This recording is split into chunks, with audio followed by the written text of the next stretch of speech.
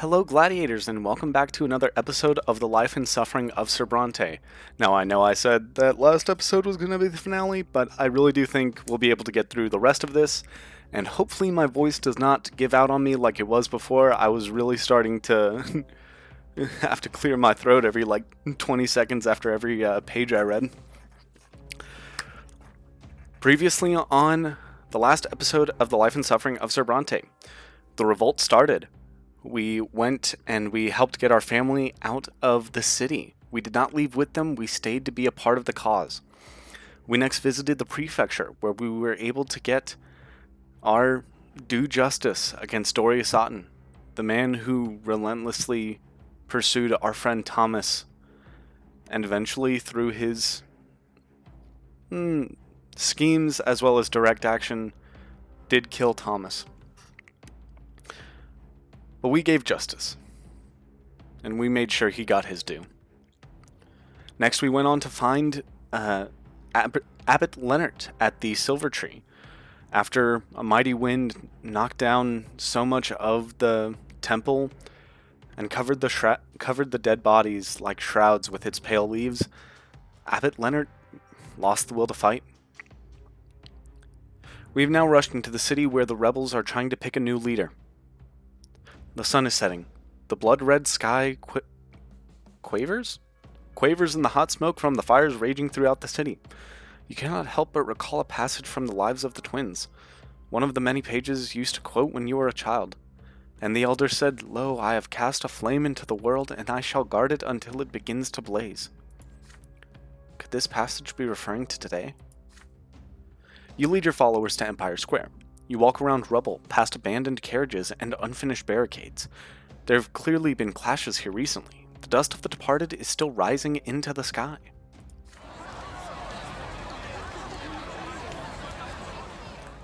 Thousands fill the square before the Chancellery, well over half the commoners of Anazat. The Chancellery has been under rebel control since noon. All Imperial officials either fled or were torn apart by the mob. Scraps of rumors and gossip reach your ears as you move closer. Did you hear what happened at the Great Tree? It's the Inquisitors. They've just started slaughtering folks. They grabbed them swords of theirs and started killing unarmed people. Leonard's procession made it to the temple. There was a sign from the twins. All lies. The twins got angry and destroyed them all under the tree. The temple's gone, I tells you. Gone for good.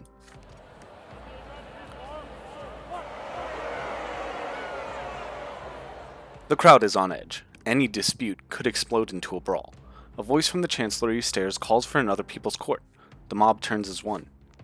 Several last-strawed rebels drag a handful of well-dressed nobles out into the steps sorry about that, and force them to their knees. The leader of the executioners is a preacher with a mane of unkempt hair and the wild eyes of a lunatic. The younger he speaks through us, he does. He gave us the power of his law, the power to punish our enemies, to execute them. Anyone who stands in our way is an enemy of the twins themselves. People, it's time to judge these enemies of the simple folk. What is your sentence? The mob roars so loudly the square shakes. Death! True death! The last straw rebels ready their guns. One of the captive gets to his feet and speaks out defiantly. You dare call this pathetic freak show a people's court? You don't have the power. You never have, and you never will. You think you can wield the law of the twins? We'll come back and we'll make you pay. The aged nobleman's last words are drowned out by a thunderous volley of gunfire.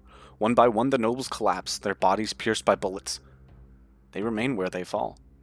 The mob gasps in amazement. There can be no doubt. The People's Court has the power to mete out true death at will. This is what will happen to anyone who dares to oppose us. All hail the revolt. All hail our leader. All hail Sofia. Sophia's gonna lead us. She's gonna fend off the Legion. She's gonna bring justice first to Anazat, then to the whole empire. She's gonna tear down the old ways and wipe all them tyrants and nobles from the face of the world. The mob explodes into an ecstatic chant. They shout one word over and over again. Sofia! Sofia! The enormous throng bellows wildly, eager to seek the face of its leader.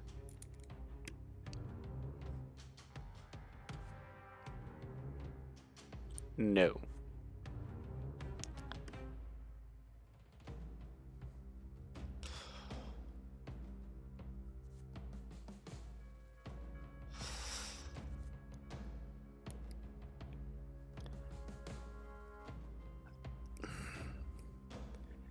Hey, Sophia. You know how we were friends since childhood, and then you developed magic powers, and now it seems that like you're just executing random people in the streets, and everybody's just calling for blood and destruction. I don't think we should really have that. I kind of want to know, like, why is this one locked out? Okay, we can't be the rebel.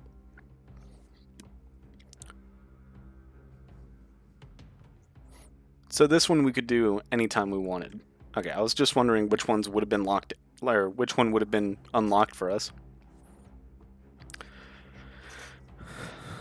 But we have to overthrow Sofia. This is too much. Now what is this?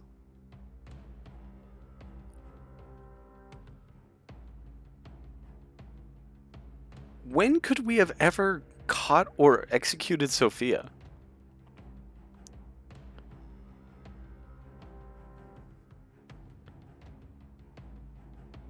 Huh.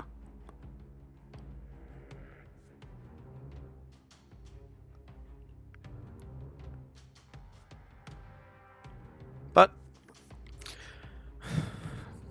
so long, old friend.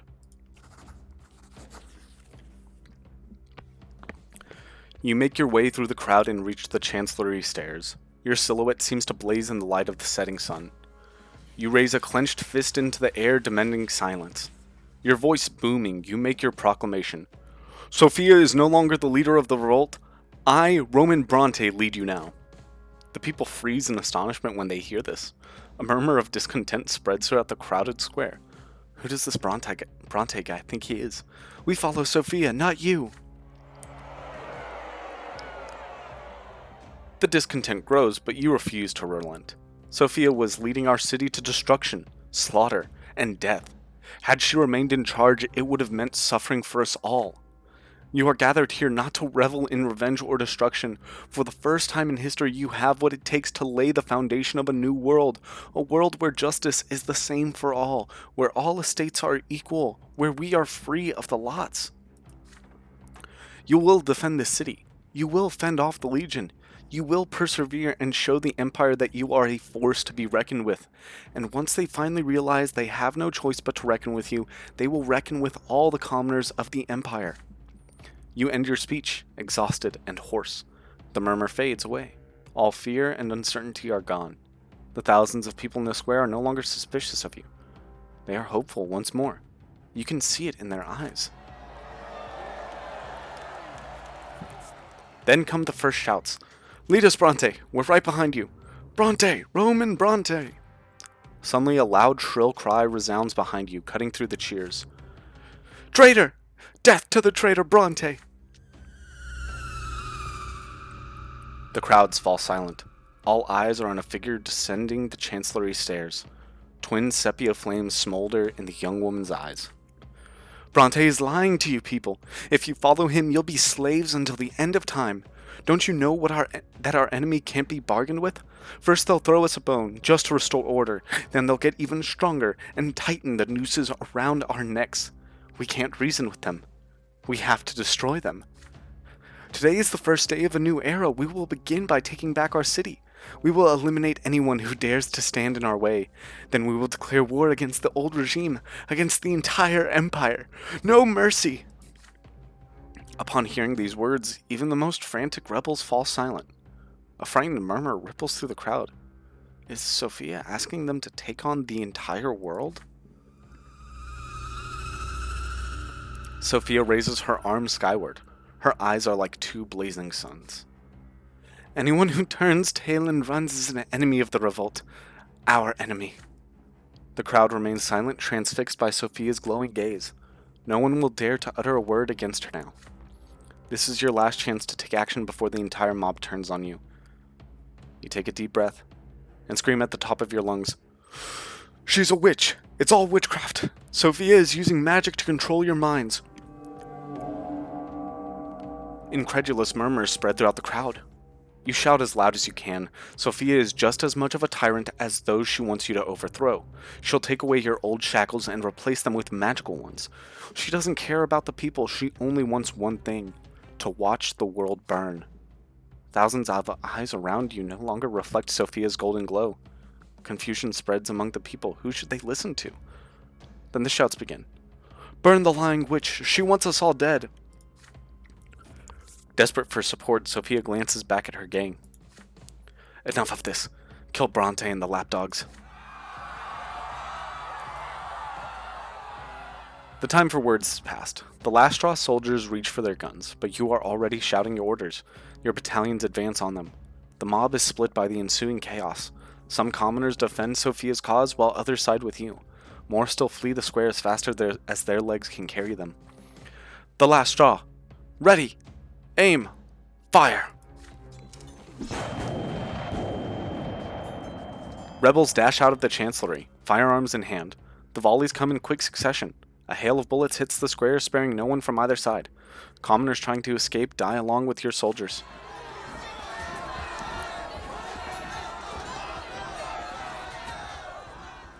Dozens of people fall to the ground in the mindless jostling, only to be trampled by the fleeing horde. Blood runs down the cobblestones. The corpses of those killed dissipate in shimmering mist. The battle is a short one. The firearms hold back your assault, the enemy's bullets taking your men out one by one.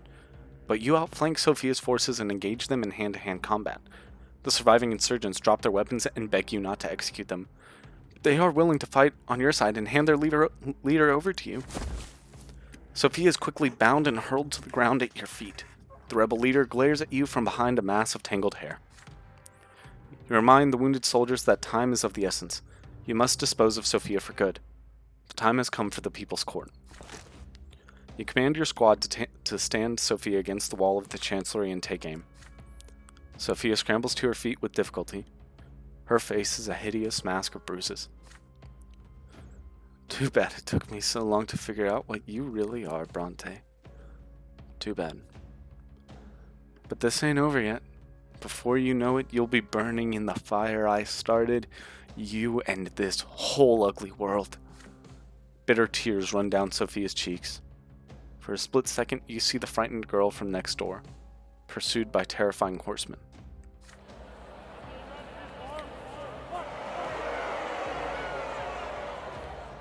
You cut Sofia off and address what remains of the mob. It is time for Sofia to stand trial. They will judge her in the name of the people of Anazat. This woman was plotting to destroy the city and start a bloodbath that would doom us all, commoners and the other estates alike. For the sake of the people, Sofia must be sentenced to true death. People of Anazat, what say you? Death. A volley of gunshots, Sofia is hurled against the wall. Shaking violently, she collapses to the ground. Her eyes, which had shone with a livid yellow glow just moments ago, are extinguished forever. The soldiers slowly lower their firearms.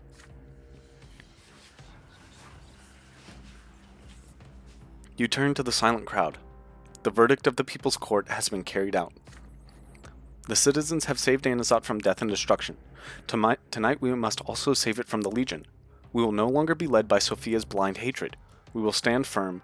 We know what we are fighting for. You see hope return to the faces of the disconcerted people. They were shaken by Sofia's death, but you showed them a new goal, and they have cast their fears aside. Lead us, Brante!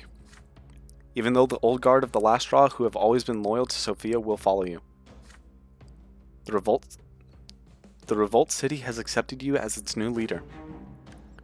Meanwhile, the watchmen at the gate bring news. The Legion is only a few hours away. The final battle is drawing near. Will the outcome of the revolt be decided in combat? Or is there a peaceful solution? It all depends on the actions you'll take in the coming hours.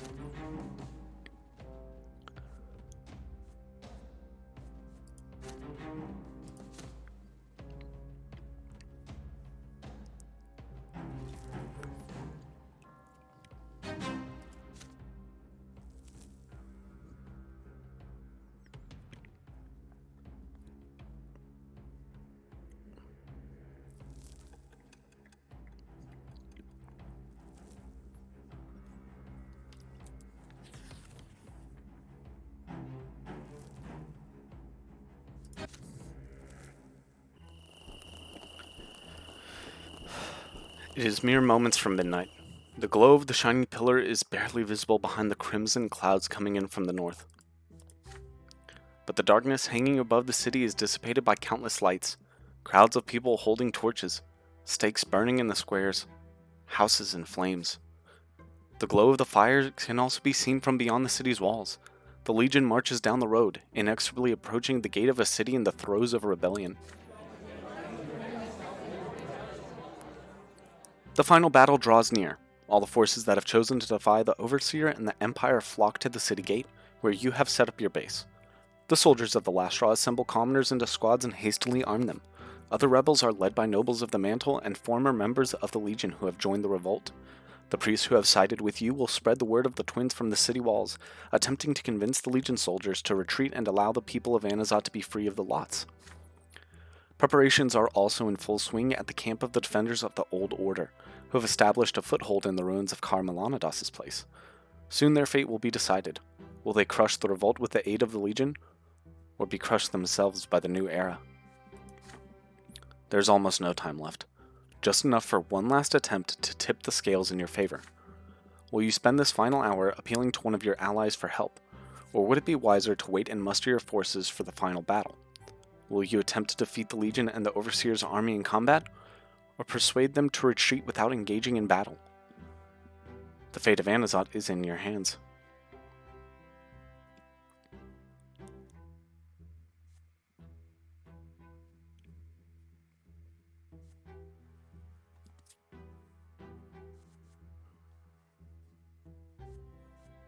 Let's see, what do we have?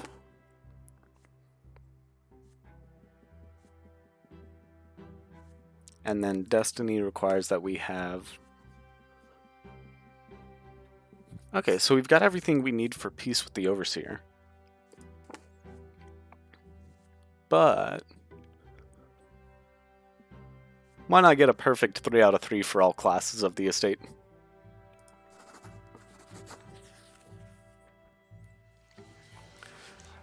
There are many highborn families in Anazat that have not yet responded to Otten's appeal to join the noble militia. They have preferred to lock themselves up in their mansions and avoid waging war against the lowborn. They could still be won over to your side, but you will need help from a high-ranking nobleman. While there is still time, you take a few trusted men and head to the prefecture. El Born greets you on the stairs, surrounded by gendarmes.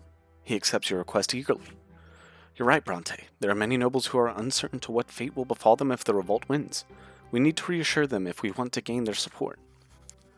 With the help of the gendarme, you send out an appeal to all the noble houses you consider dependable. Elborn signs the letters to each family personally. Noble sirs, you know me as a man of honor. I've been a loyal servant to the Overseer, but my ultimate duty is to uphold the law and ensure justice for all the estates. The high-handedness of the noble elite and their neglect of the lot, which is to rule the lowly estate with care and wisdom, has led the people of Anazat to the brink of despair. This is why I've sided with the revolt, and I encourage you to do the same. May it be known that once our victory has been achieved, none of you will face reprisal. I, Prefect Elborn, hereby swear that anyone who supports the revolt in word or deed will obtain a rightful place in the newly transformed city of Anazat. The messengers return one by one, bringing back news that noble families have agreed not to stand in the way of the revolt. Only a few of them leave Elborn's appeal unanswered. The support of the nobles will be of great value in the critical hours of the confrontation. Midnight strikes. You can hear the menacing tread of the Legion outside the city walls. The time has come.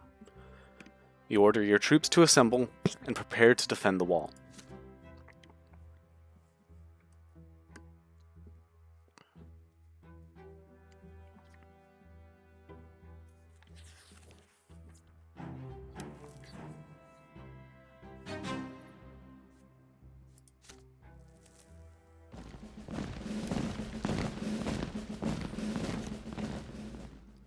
The dark void beyond the walls of Anazat is lit by hundreds of lights. Heavy boots tread the soil, armor clanks, halberds gleam, drums beat a lively march. Lit by the glow of the torches, the Mogren Legion approaches the city walls. The Imperial Army finally arrives to put an end to this unfathomable revolt. Gaius Tempest himself leads the Legion. It is the Overseer's duty to crush the revolt this very night and pacify the city before news of the incident spreads throughout the Empire. If the Overseer's hesitation allows the revolt to last even a few days, it could jeopardize not only his position, but even the fate of the entire province that has been entrusted to him. An entire city rebelling against Imperial rule? Nothing like this has happened for generations. The decisions you made today have compelled most of the people of Anazat to join the revolt. By nightfall, the rebels have gained the upper hand. The defenders of the Empire have no hope of victory. They may have amassed a considerable army to fight the revolt, but they came too late. The troops loyal to the Empire have reached an impasse. The entire city has risen against them. Exhausted and demoralized by the futile attempts, many Imperial loyalists leave their camp or surrender to the rebels. Only the inexorably approaching legion separates the revolt from total victory. The time for rioting and lawlessness has passed. Now all the forces of the revolt have joined forces in pursuit of a single goal: to hold the city. The main forces of the revolt maintain order in their camp with a firm hand. There are still many insurgents who are ready to fight to the death for their cause. The soldiers of the last straw, reckless conspirators and dangerous fighters, taught by Sofia to struggle against the old order until the bitter end. Zealous new believers who would rather face execution than betray their faith. Poor nobles and former Legion soldiers who have joined the revolt in violation of their oath of loyalty to the Empire. They know there will be no mercy for them, so they have nothing to lose.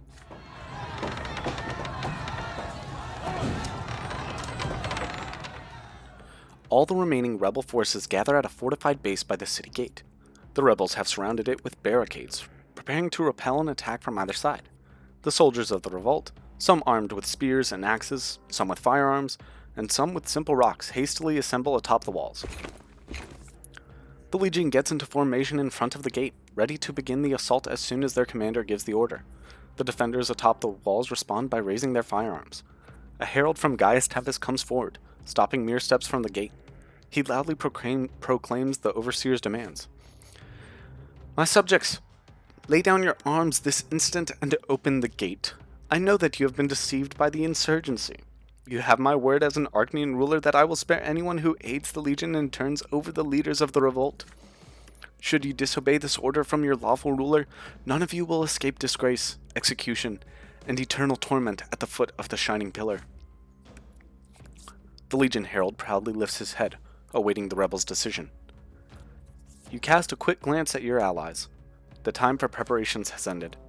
Everything depends on the size of your army and the balance in the city between the forces you have managed to win over and those you have antagonized. The next hour will determine your place in history.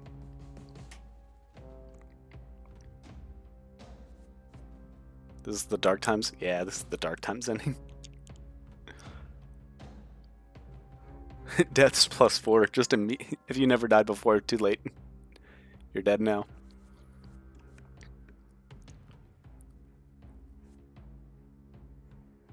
Achieve peace.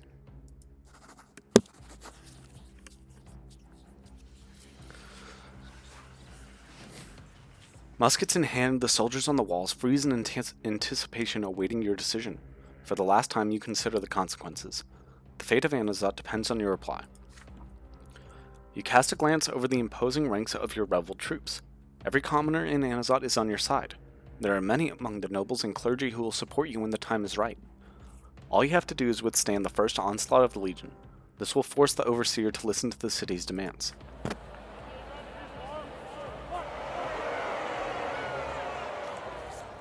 From atop the city gate, you proclaim that the Overseer no longer has any subjects in the city.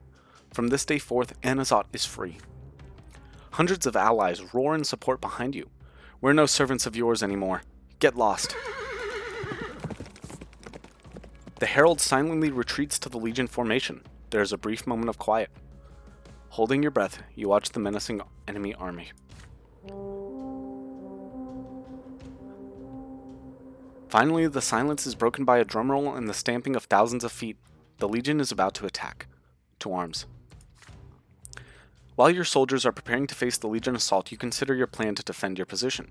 You swiftly give orders to the squads on the wall, as though placing toy soldiers. The fortress of Anazat has withstood many an assault. These stones saw many battles before the foundation of the Empire. The Legion, on the other hand, rushed here equipped with nothing but jerry-rigged siege ladders. Gaius Tempest needs to pacify the city this very night. Therefore, his soldiers will try to make their way over the wall, open the gate from the inside, and let the main forces in. Legion, attack!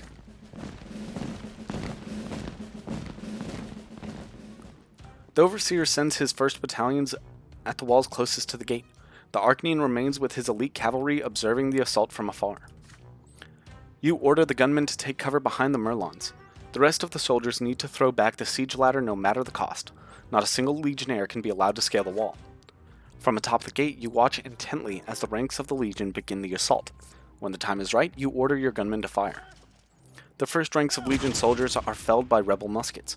Most of their bodies glow dimly and turn to ash, but some remain where they lay, Legion veterans who have met their fourth and true death. The gunfire is followed by a volley of stones and arrows. The wave hits the wall and recedes. The first attempt to storm the walls has been thwarted. The rebels jeer at the retreating Legion soldiers, but you sternly cut them short. Your goal is not to antagonize the Overseer into attempting another assault against the city. You may not be able to repel another attack. Perturbed by their unforeseen failure, the Legion temporarily retreats. The Imperial warriors were expecting to face a handful of rebels, not an entire city. A long-awaited lull ensues. It is now or never. You will use your influence to win freedom for Anazat without further bloodshed. You gather your most trusted allies and assemble an entourage. Commoners, priests, even noblemen. Representatives of all three estates will go with you to meet Gaius Tempest and inform him that the city will no longer submit to his rule. You order the gate to be unlocked. It swings open with a heavy groan to let your procession through, then closes again. You fearlessly approach the Legion camp, your voice booming. You announce that you have come to speak to Overseer Gaius Tempest on behalf of the free city of Anazat. You are made to wait. The Legion soldiers form a circle around you, unsure of what to do with you. Finally, the imperious ruler himself comes to meet you clad in ancient Archnean armor. Despite his army's defeat, Gaius Tempest remains composed and dignified. So be it. I shall hear you out. But do not expect me to make concessions to insurgents and enemies of the Empire. You step forward and introduce yourself. You remark that you are here not just as the leader of the Revolt, you are the voice of Anazat herself. The people behind you are proof of that. Gaius Tempest casts a weary glance at your envoys, recognizing many of them. I do not dispute that you have fermented the rebellion throughout the city, Roman Brante, but by doing so you have also doomed it. You have assured Anazat's destruction. I was not your enemy until you forced me to send my army against you. One step at a time, I would have changed this province. I would have made your lives better. But your revolt will soon be crushed. You have defied the entire empire. It is just a matter of time.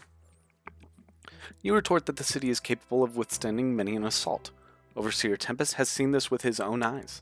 Day after day, as the imperial authorities make more futile attempts to quash the Anazat rebellion, the entire province will gradually be overtaken by unrest and anarchy. These disturbances will spill over into neighboring provinces and eventually spread throughout the entire empire. Is this what the Overseer wants? You and your accomplices leave me no choice, Brante. My duty as a servant of the Empire is to stamp out mutiny of any kind. Are you suggesting we make some kind of deal? That would be not only treason, but blasphemy. You remain absolutely calm as you listen to the Archnean's furious tirade.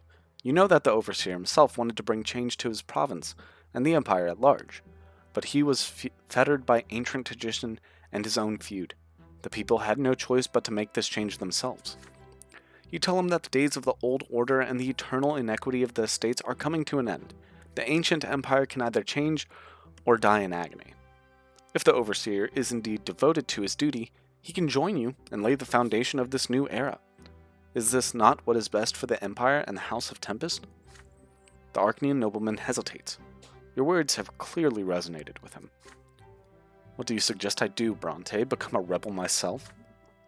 You assure him that this is not at all what you are proposing. Instead, the Overseer could simply withdraw his troops and grant freedom to Anazat and all its citizens. They will be free from their masters, free to worship as they please, and free to choose their own lots. This is what the people of Anazat demand, all of them, regardless of their estate. This conflict will be resolved peacefully. You will not permit any violence against the nobility or the old faith clergy. In the new Anazat, there will be a place for anyone who wishes to be free. The Overseer looks you in the eye, studying you intently. Others will follow you. I am risking more than just my position. I am risking all of Magra. Yes, there is a risk. But it is a risk that someone must take. Someone has to try to reform the Empire before it is slowly torn asunder by internecine feuds, social unrest, and anarchy. Gaius Tempest looks sorrowfully into the distance, where the first rays of the breaking dawn are glimmering on the horizon. Much as it pains me to say this, Brante, you are right. Even if I am in error, history will be my judge, as well as yours. By the power vested in me, I hereby declare Anazat a free city. From this day forth, her citizens will rule over her as they see fit. May they answer to the twins for their actions. Legion, the battle is over. Marching formation. Gaius Tempest casts one final glance at the walls of Anazat, leaps into his saddle. The Legion gets into formation and marches away from the city. You and your envoys return to the gate as the city is bathed in the dawn of a new day. Your supporters shout loudly, "We won! The Overseer recognized our freedom!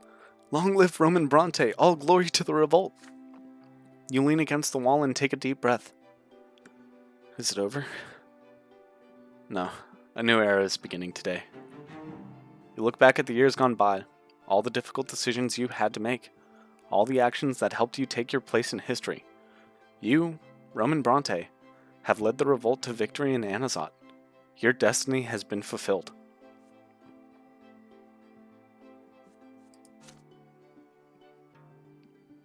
The revolt succeeded, and the city rejoiced in triumph. I was the one to bring the people their victory.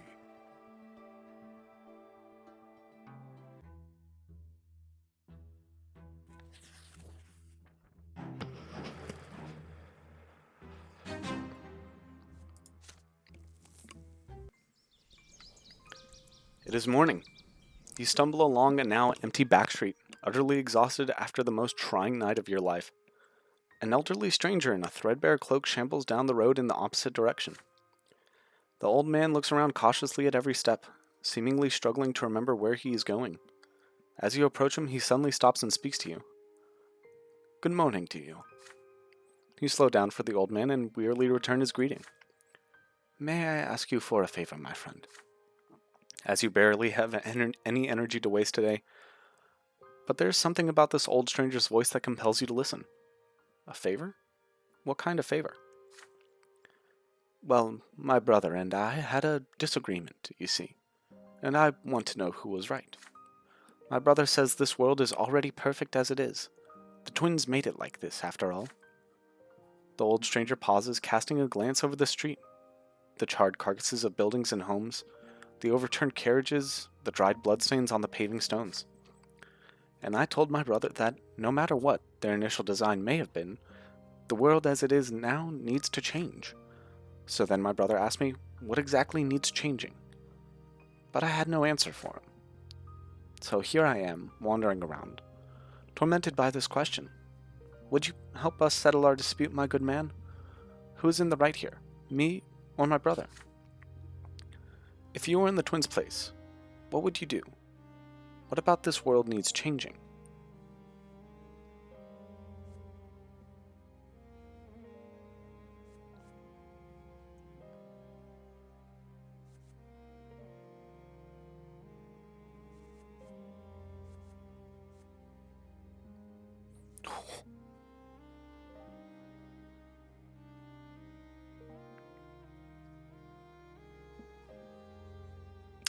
This is what I would have done, but for this one, free mortals from the lots. Or take better care of the world.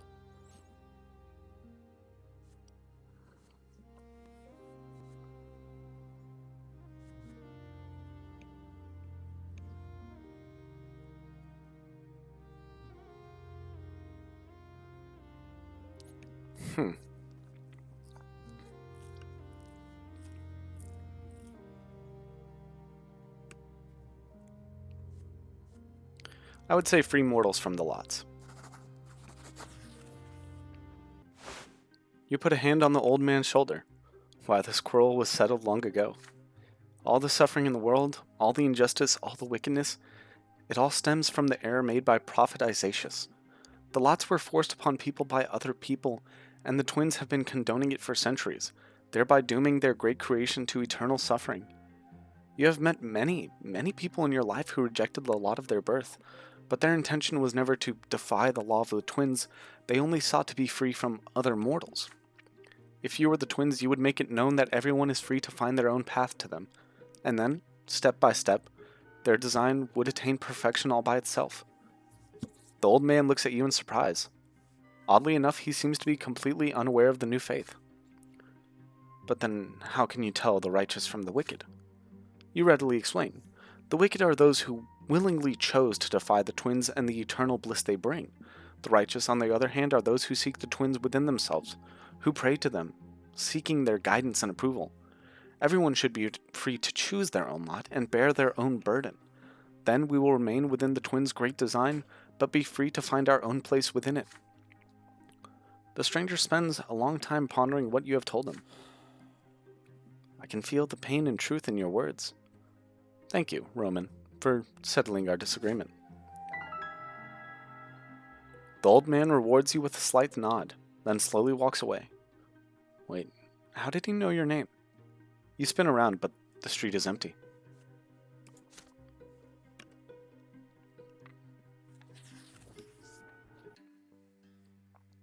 The peace treaty you negotiated with the Overseer marked an important turning point, the beginning of sudden change throughout the Empire. Anazat became a free city in which all estates had equal rights. Though still the Emperor's subjects, its citizens were free to govern the city on their own. The rebels celebrated this momentous occasion, the day they earned unimaginable freedom backed by Gaius Tempest, who represented imperial rule. The city hastily elected a council of Anazat to govern it, each member chosen from the loyal supporters of the new order and elected by the people. The council's very first decrees made all estates equal under the city's laws, proclaimed freedom from the lots, and named the new faith the official Church of Anazat. The noble gentry and the old clergy began to flee the city and the province, terrified and enraged by the events that had transpired. They quickly spread word throughout the empire of their causes behind their exodus, and demanded that the emperor hold Gaius Tempest responsible for aiding and abetting rebellion. Overseer Gaius Tempest was summoned to the capital at once. His many enemies at court demanded that every single one of Anazat's freedoms be revoked. Only his status as the emperor's brother made him safe from this dreadful scandal. The power struggle in the capital took quite some time. As it drew out, the news of the revolt reached even the most remote provinces. More and more towns and villages learned from the lesson of Anazat. Their citizens began to arm themselves and join the revolt. The imperial army began a frantic campaign to douse the flames of unrest, but it was all in vain. The legion suffered defeat after defeat. The imperial authorities were at a loss. The riots continued, with even the fiercest loyalists powerless to stop them. In the end, Gaius Tempest was the only one who could. He convinced his brother, Uther II, to grant new freedoms to the common estate. The twins trusted the Tempest dynasty to rule over the empire wisely, after all. The times were changing, and the Tempests had a choice: either change the empire, or destroy it.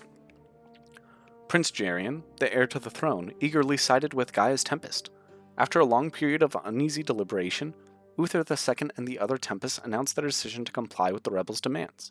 The commoners celebrated the day and hailed the emperor, while Gaius Tempest and his allies drafted laws that would change the face of the nation. But the old rulers were loath to see their power slip between their fingers. The enemies of change are gathering beneath their banners. They are amassing a powerful army on the edges of the capital province, determined to restore the old ways by force. Two banners now fly above the empire. One, that of the imperial legions and the armed commoners, stands for the Tempest and the change to come. The other, that of the noble militias and the dynasties of old, stands for a return to the old order. The empire has been split in half. War is coming. Regardless of the outcome, the world will never be the same again.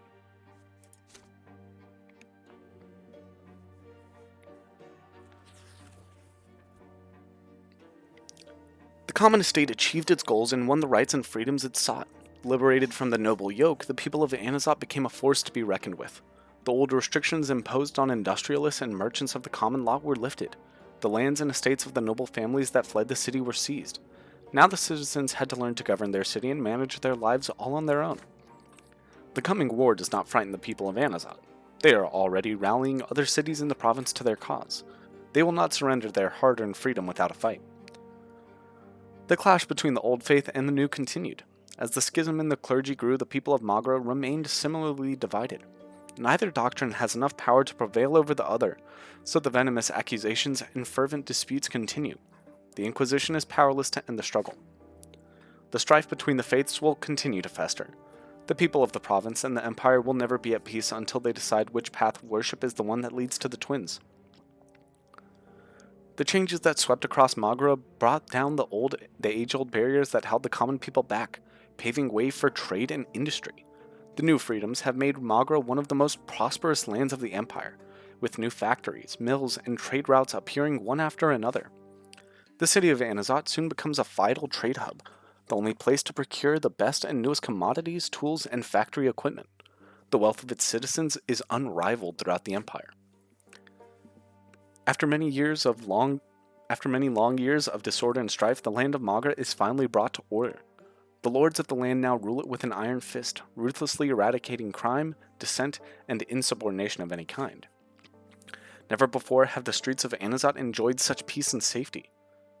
The order established in Magra becomes an example for the empire in the years to come. The Anazat Revolt was followed by more omens that shook the empire. In every temple throughout the empire, the symbols of the sacrament, the lash, the sword, and the book, turned to ash in an instant. The commoner scars left by the sacramental lash all disappeared overnight, completely healed. All across the empire, priests and laymen debated the meaning of this sign, but the twins have uttered their word.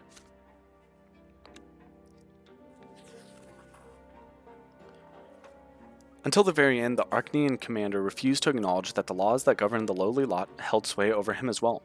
And yet, thanks to you, he finally faced justice. The once renowned descendant of the Aten dynasty met an ignoble end on the gallows, a terrible blow from which his family never recovered.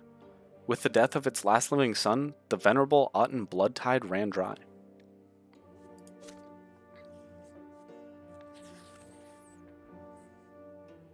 Prefect Augustin Elborn's dream finally came true.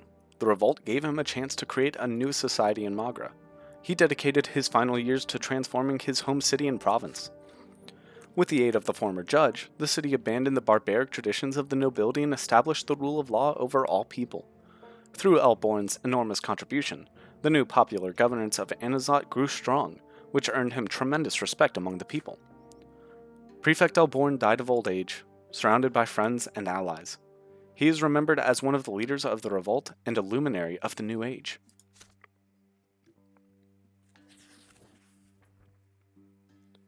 Abbot Leonard failed to attain his lifelong goal of becoming patriarch. Rejected by the twins, he renounced the priesthood and became a hermit. Long after he left the city, many new believers sought his guidance, searching high and low for the former abbot. No one ever found him. Leonard is remembered by the new believers as the greatest preacher of his day, but among old believers he left an undying legacy as the nemesis of the church who violated the twins' divine design.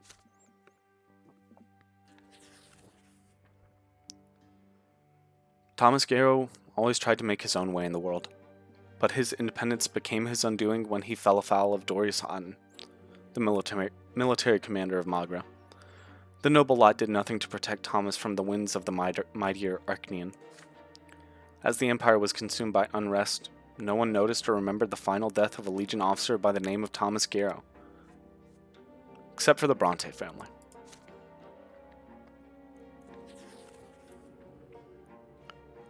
The being that was once Octavia Melanidas departed from this world forever without a trace. It was as though neither the beautiful young Archnean lady nor the enigmatic being she became ever existed. All the knowledge of the Latari was lost forever, along with the legacy of Octavia Melanidas.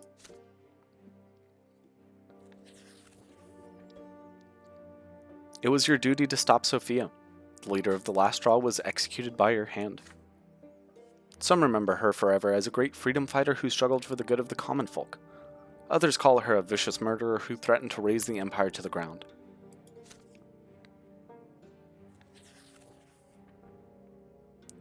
Thanks to your efforts, the Brante family escaped Anazat with their lives just before the rebellion reached its apex. The Brontes hurried back to the city as soon as they heard the news that you had emerged victorious. No one barred them entry. After all, they never sided against the revolt. You welcomed them back to Anazat, now a free city. With your assistance, your family has joined the new order and is determined to find a place within it.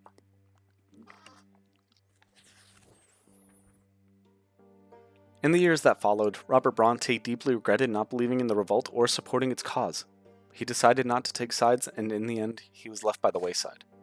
When the revolt prevailed, your father became a judge again, now elected by the people, and helped the city codify a new, more just code of law. Robert Brante continued to play his own humble part in the city's life until the end, and its people remember him as an honest and honorable judge.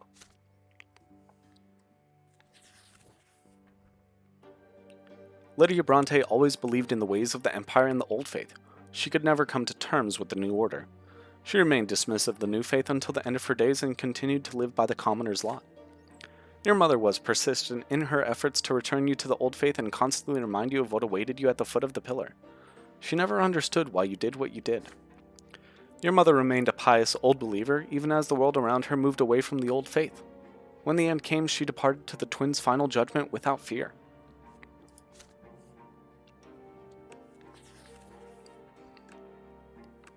Stefan never accepted the new order.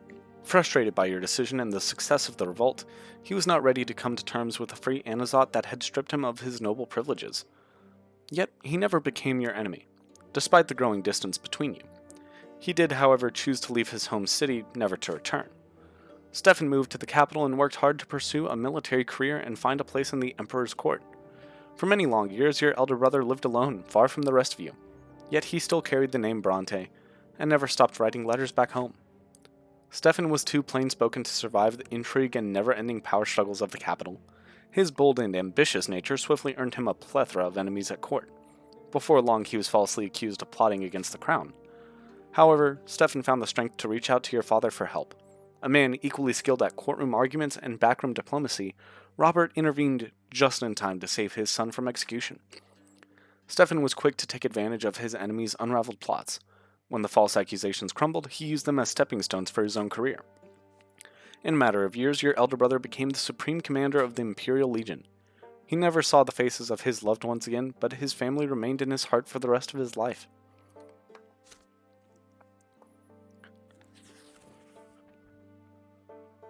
When the revolt prevailed against all odds, Gloria was not able to contribute to its great victory. She bitterly regretted her inaction, but she still worked with you to help build a new order in Anazat. Your sister dedicated her life to educating the common folk and uniting the city during the dawn of its new age. Gloria's relentless quill became mightier than any sword. Her passionate poems and ardent articles quickly spread throughout Anazat, championing the cause of social equality and freedom from the lots. Gloria Brante was remembered as the first poet of the common folk and the harbinger of a new age.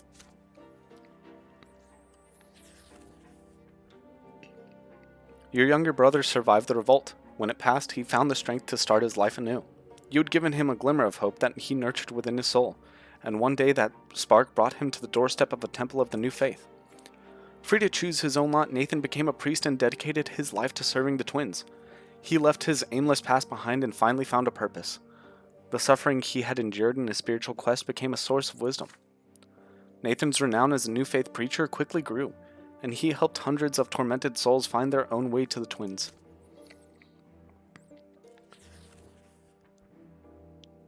Not even in the afterlife did Gregor Brante see the realization of his great dream.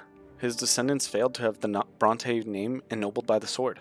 The Brante bloodline was denied its chance to become one of the Empire's most eminent dynasties. The blood tide ushered in by Gregor Brante would never have another chance at immortality.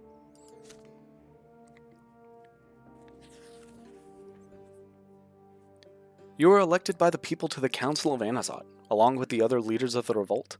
It was a heavy burden to bear, but it was necessary in order to overcome the city's challenges on the path to building a new society. And so you devoted the rest of your life to preserving the freedoms you had won and building a new and just order in Anazat. When Anazat became a free city, you became its supreme judge. Your quill inked laws that became the foundation of modern Anazot. The people of the Empire came to know you as the quintessential enlightened nobleman, a man seeking equality and justice for all, an example followed by many young officials, civil servants, soldiers, and officers. You are remembered as the liberator of Anazot and the creator of the first unified code of law applicable to all estates. So ends the life and suffering of Roman Brante. The hours of your death have come. Your soul has left your body never to return. You are taken to the peak of the shining pillar. Every moment separates you more and more from the mortal realm. The ink that once bound to you is gone forever. You look up to see two divine visages watching you intently. The elder twin gazes upon you full of sorrow and compassion. The younger examines you dispassionately, seeing your every act and thought. You have ascended from the mortal realm. From here you are but one step away from partaking in eternal bliss atop the peak of the shining pillar. But first you must be judged by them, just as every other soul born in this world has been judged since time immemorial. Only their judgment can decide whether you deserve to remain atop the peak or be hurled down to the foot. You stand before the twins, your very essence is laid bare before them. All your secrets of your inner self revealed in full. Your soul is like an open book to them, one that preserves the story of your entire life. You lie prostrate before the gods. The time has come to take responsibility for your mortal life.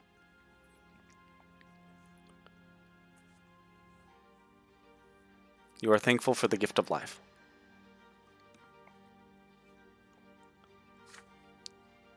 What was life to you?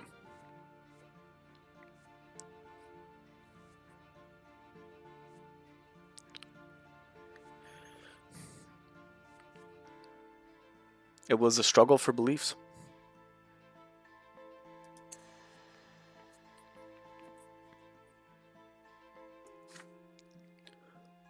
What did you live for? A cause to do a great deed that would outlive us. To grant freedom, let people live by their principles. To make other people's lives better, and find a path to the twins. We lived for all of those causes.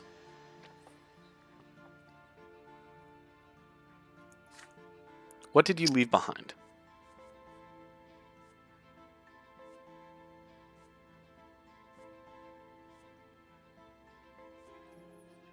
We brought change.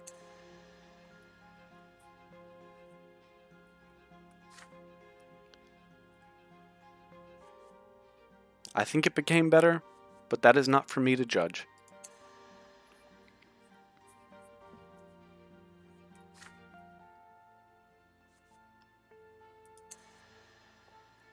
Similar answers to before. I think the only great change is, what did we leave behind?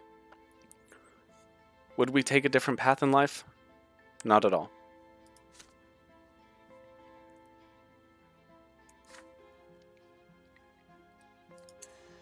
And I'm only skipping through this so quickly so that we can get to the end. It seems very much the same.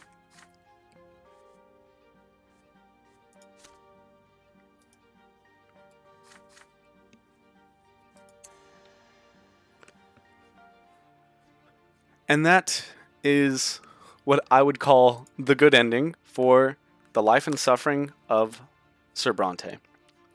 Thank you all so much for joining me on this.